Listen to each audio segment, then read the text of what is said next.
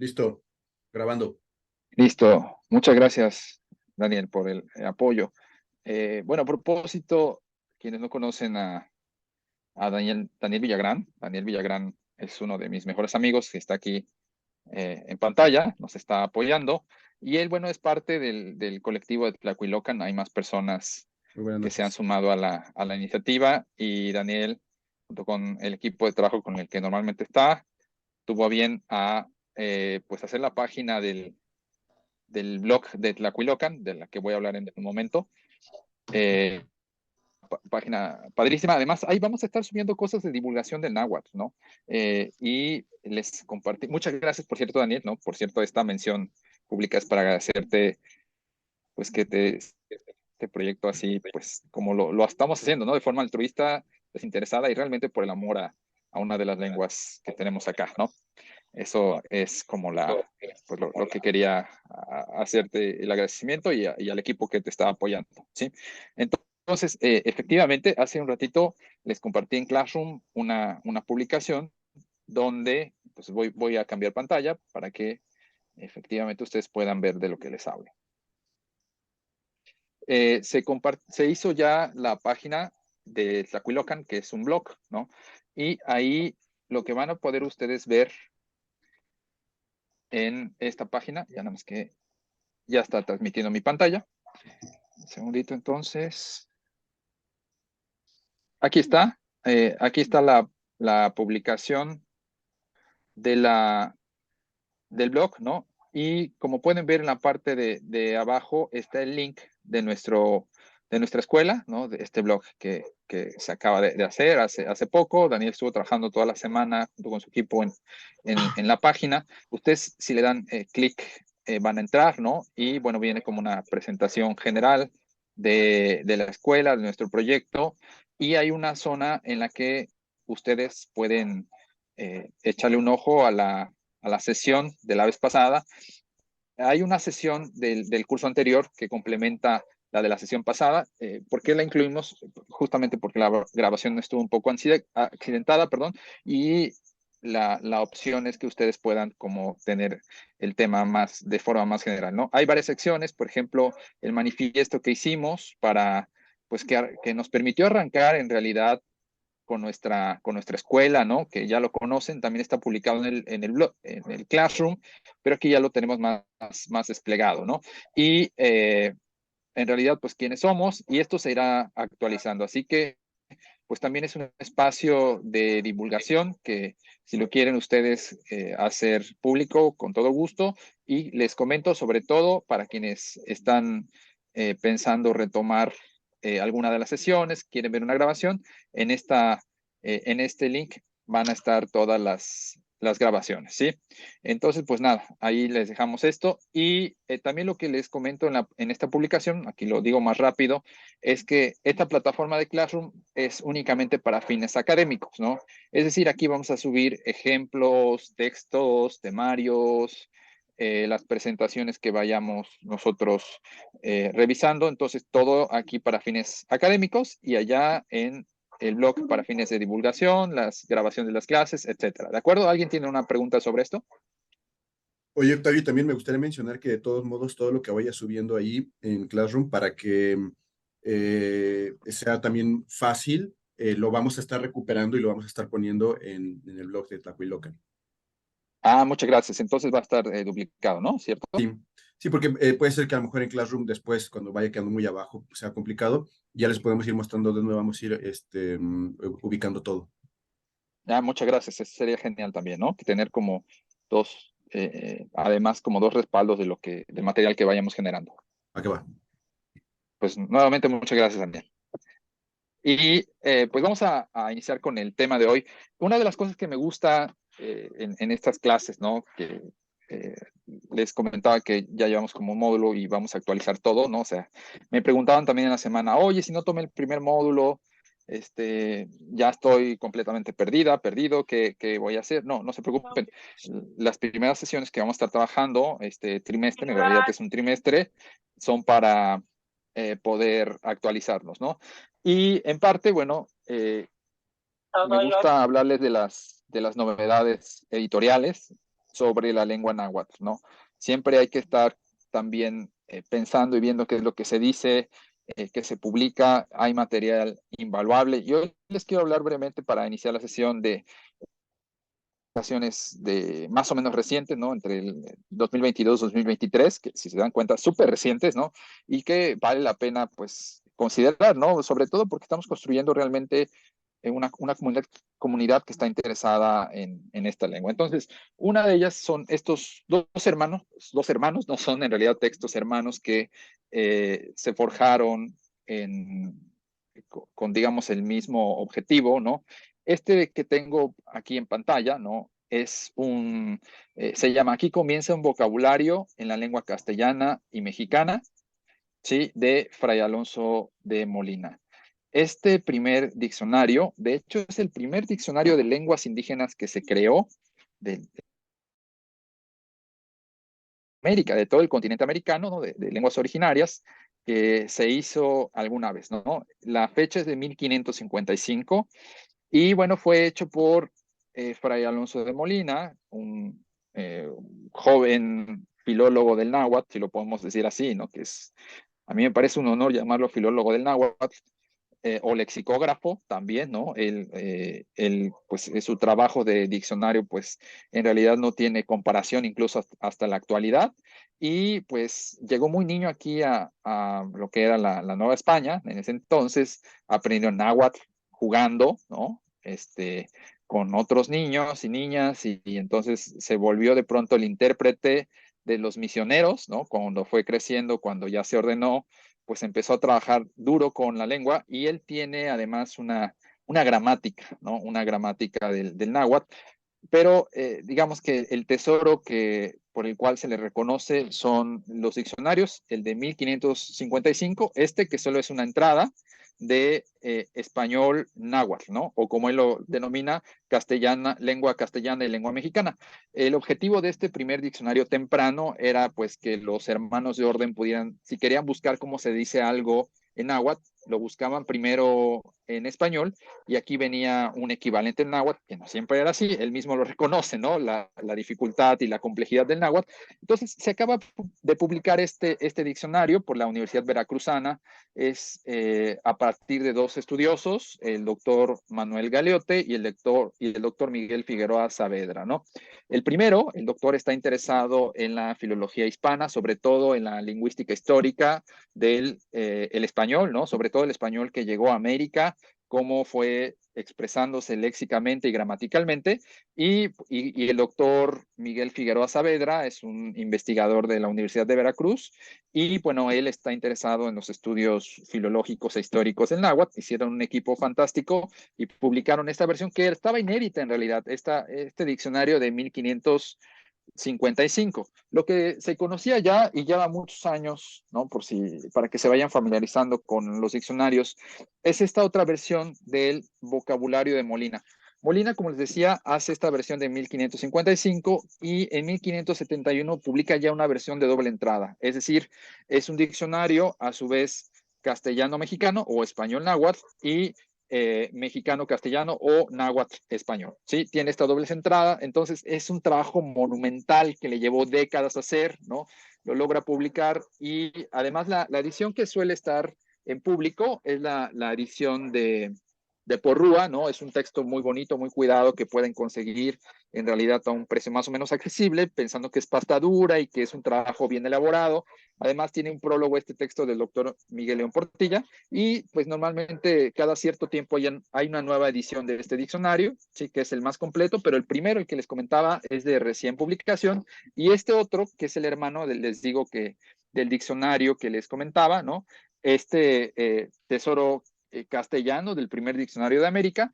En realidad, como les comentaba, este trabajo hecho sobre todo por el doctor Manuel Galeote, ¿no? Él es español, estaba interesado en el español que llegó aquí, cómo se enseñaba, cómo se investigaba y cómo aparecían los diccionarios. Entonces, más bien, es solo la parte de español del diccionario de Molina, ¿no? Digo, también es un tesoro, vale la pena tenerlo, ¿no? Sobre todo porque vamos a estar viendo estas interacciones tempranas de estas dos lenguas, ¿no? Español y náhuatl.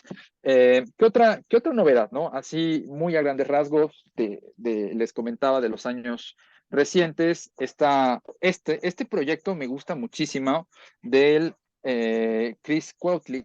Chris Quautley es un investigador independiente del náhuatl, él radica en Estados Unidos, ¿no? Y publicó, bueno, él nació en Jalisco, por cierto, pero ahora radica en Estados Unidos y eh, normalmente viene aquí a dar cursos de náhuatl. Él está interesado en la revitalización del náhuatl en Jalisco, ¿no? Lo que quiero decirles es que en Jalisco ya no se habla náhuatl, no, pero sí hay documentos coloniales y poscoloniales que llegaron a registrar esa variante. Entonces, pues él durante años ha investigado cómo esa variante se hablaba, ¿no? Cuál era el vocabulario, y publica primero este libro en inglés, ¿no? Ya está agotada la edición, pero la edición del español se puede conseguir todavía, que es como que viva nuestra lengua, ¿no? Y es un esbozo gramatical sobre el náhuatl de Jalisco con la intención de hacer un programa de revitalización, ¿sí? Que el náhuatl de Jalisco se pueda usar, ¿no? Se pueda volver a usar y se vuelva parte de la gente, que lo adopten, que empiecen a hacer conciencia. Entonces es un trabajo, un gran trabajo, ¿no? Y pues vale la pena tenerlo. Y este me parece que es 2023. Este es un trabajo súper reciente, ¿no? De este año y vale la pena, pues, echarle un ojo al trabajo de Chris Quautley, ¿no?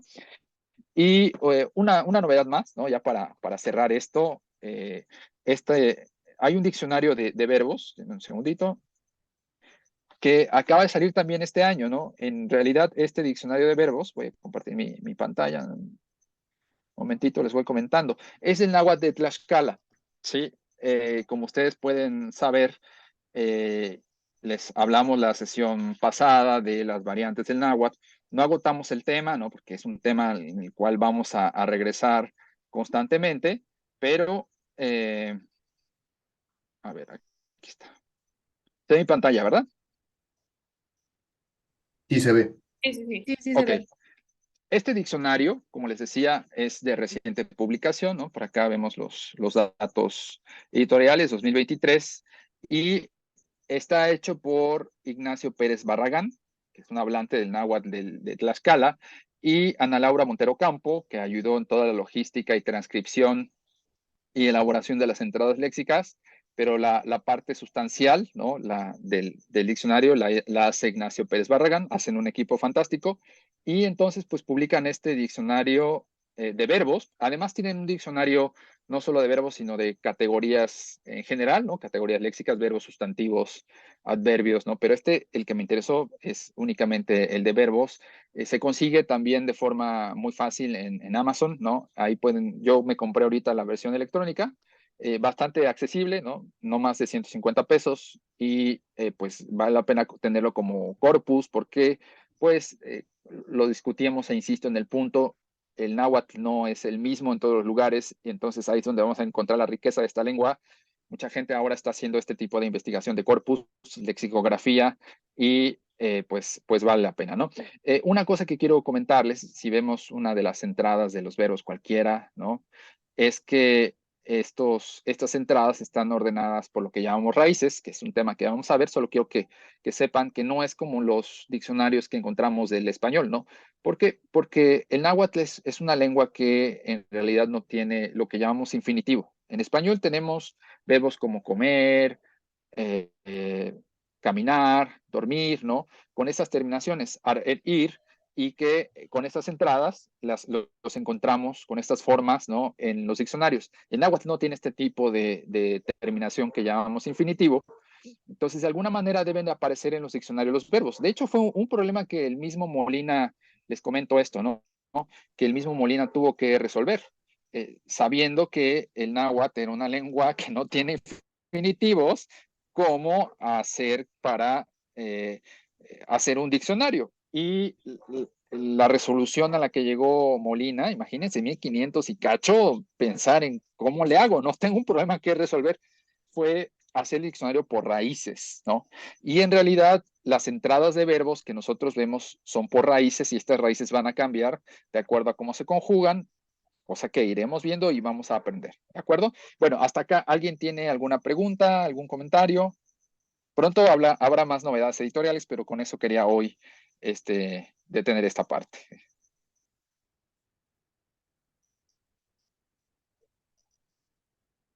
¿Nadie?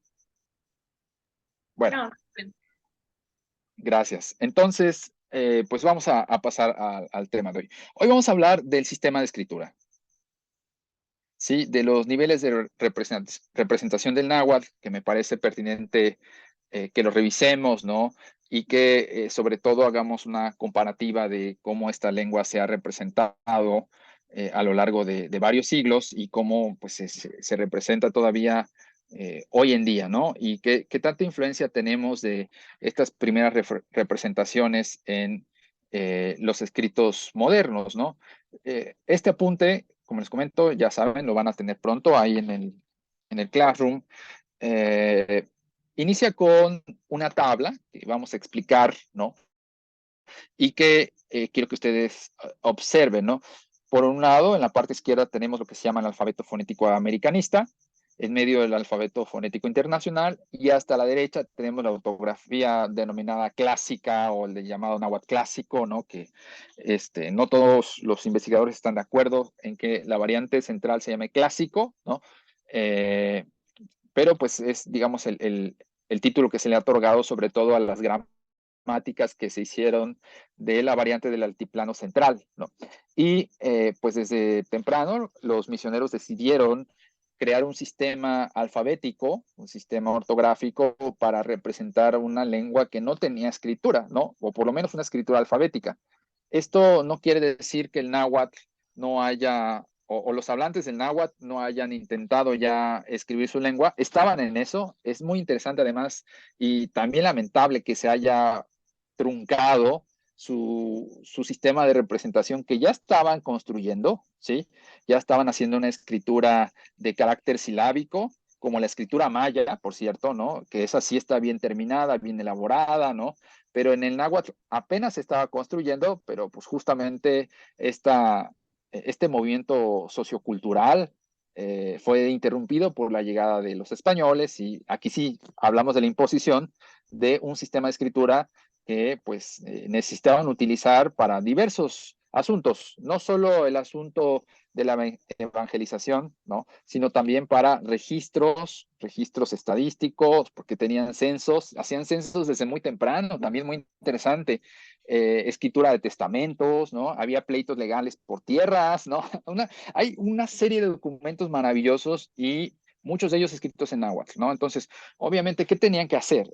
Entrenar a gente, ¿no? En los colegios de escribanos, desde muy jóvenes entraban los indígenas, ¿no? Aprender a hablar español, ¿no? Por si no sabían, a escribirlo, a escribir su lengua, que es el náhuatl, ¿no? Y además aprendían latín. Aprendían a hablar latín y a escribir latín. Entonces, era una formación muy rigurosa de muchos años y cuando salían de estos colegios, pues estos escribanos eran trilingües, ¿sí? Español, náhuatl, latín, y pues se dedicaban precisamente a estos puestos administrativos de hacer transcripción de pues, censos, testamentos, etcétera, y ahí está la documentación, así basta, todavía falta mucho. Todavía en el archivo general tenemos muchos documentos por explorar y que, bueno, nada, pues por ahí los historiadores nos tienen que tirar paro, ¿no? Para que podamos acceder a esas fuentes documentales. Entonces, aquí se me perdió un poquito, perdón. Aquí estamos, ¿no? Entonces, bueno, precisamente lo que tenemos a la derecha, ahora sí vamos a la tabla, ¿no? Es estos sistemas de representación. Las dos primeras columnas, el alfabeto AFA y el alfabeto AFI, son alfabetos especializados. Sobre todo de la izquierda, se crea a finales del siglo XIX, cuando la escuela antropológica, sobre todo de Estados Unidos, decide documentar sistemáticamente las lenguas indígenas, empezando por las lenguas de pues, Estados Unidos, ¿no? Que ya empezaban con un proceso de extinción y los antropólogos dijeron, no, tenemos que documentar estas lenguas que pues, no han sido documentadas comentadas, entonces proponen un sistema para transcribir los sonidos, ¿sí? Vocal y cánticos, y se crea este alfabeto americanista. ¿Y por qué lo incluyo aquí? Porque también el náhuatl en algunos documentos de principios del siglo XX es representado, ¿no? para su estudio lingüístico con este alfabeto. En medio tenemos el alfabeto fonético internacional, ¿sí? Que es de alguna manera ya el más usado para el análisis de las lenguas del mundo. Eh, Hay algo que decir aquí importante. A los estudiosos del náhuatl que hacen estos análisis más especializados, les gusta más el alfabeto americanista que el internacional. Y esto sí lo he notado muy a menudo, ¿no? En gente que lleva muchos años trabajando en náhuatl, para transcribir una palabra fonéticamente, suele americanista que el internacional. Ahorita vamos a ver las variaciones. Y acá, como les decía, pues las primeras representaciones, sobre todo de la gramática de Horacio Carochi, ¿no? Él propone un sistema muy interesante para transcribir pues todos los sonidos del náhuatl. Lo primero que tenemos es el sistema de vocales. El náhuatl en realidad tiene 5 vocales que llamamos breves, ¿no? El timbre A, timbre E, timbre I y timbre O. A, E, I, O, ¿no? Como pueden escuchar, se parecen mucho a las vocales del español, a reserva de que no tiene la vocal que nosotros conocemos como U, ¿sí? Aunque dicen los gramáticos de ese entonces, ¿no? Que hay palabras como teot, que es Dios, que en algunos casos la pronuncian como teut, pero eso no quiere decir que tengan O, ¿sí? Y después tiene otras 4 vocales más, es decir, tiene 8 vocales en total, 4 vocales breves y 4 vocales largas, ¿no? Entonces, aquí es donde empezamos a ver la variación. El AFA, el americano, eh, marca las vocales largas. Esta no sería una A, sino una A más larga, ¿no?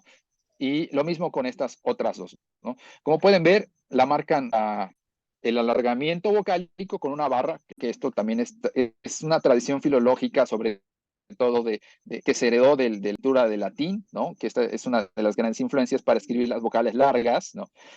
Y en el alfabeto fonético internacional se rompe con esta tradición y el alargamiento vocálico se empieza a escribir con esos triangulitos, ¿no? Entonces, si se dan cuenta, estamos representando lo mismo, nada más que indicando que estos triangulitos hacen que la vocal se alargue. Carochi toma la tradición filológica latina, ¿no? Porque, como les comentaba la vez pasada,